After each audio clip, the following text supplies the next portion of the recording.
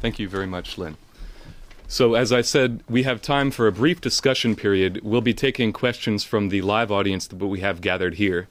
So let me ask Michael Kirsch to come up to the podium first. Thank you, Lynn. We have a series of questions for you, but I'd like to start with one.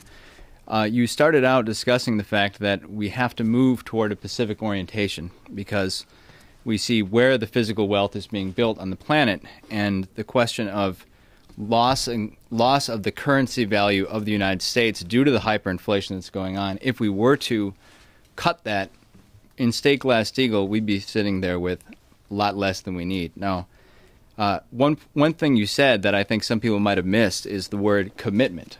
You use a number of times to describe a different government than our own. And the question of the relationship between the commitment of a government and the creation of physical wealth and the creation of value of the currency, what I'd like you to elaborate on is why is it in the case and how does it work that the process of building physical wealth is the basis for a restoration of our credit as a currency? Well, credit, you know, is a funny thing because you're talking about credit.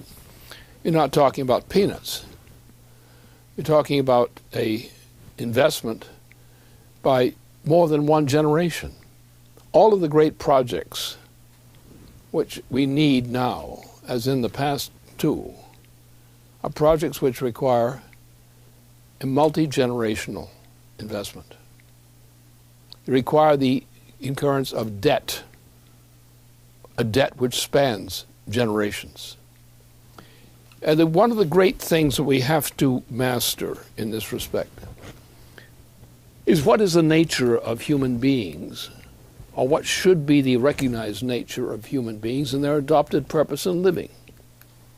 Now we think, well, we die and that's it. That's the popular view. There's some mystical views which really shouldn't be popular because they don't make any sense. But what is the thing that can be done which bridges life from one life through death to another life? What is that connection? So mankind, after all, is not simply another animal which dies in its time, as every animal does. Mankind is something different. Mankind has something that no animal has: the power of creativity, the power of introducing a higher state of organization by the human will, and no species on this planet otherwise has ever been able to do that. Therefore, we do not simply die, though that often happens to us. The people go on from one life to another life following, and they don't see much of a connection between the two.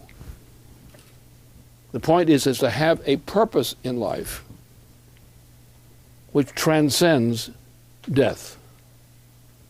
And this is only possible through the creative powers of mind of the human individual. And therefore, this leads to what? It leads to something that no animal knows: credit. Credit. Because the things we invest in are the things that we create, things which transcend the death of people, of individuals. The investment of a life in a transition to a new life, which is a continuation of the old, even though the persons who are succeeding one another have died. So therefore, the idea of credit is not a physical or financial conception. The idea of credit, first of all, is human. And no species known to us, other than human beings, know what credit is. It doesn't exist for anything except human beings, to our knowledge. Therefore, we design a monetary system, or a financial system, is based on a system of credit, which means the development of one individual who transmits something which is of use to a second generation.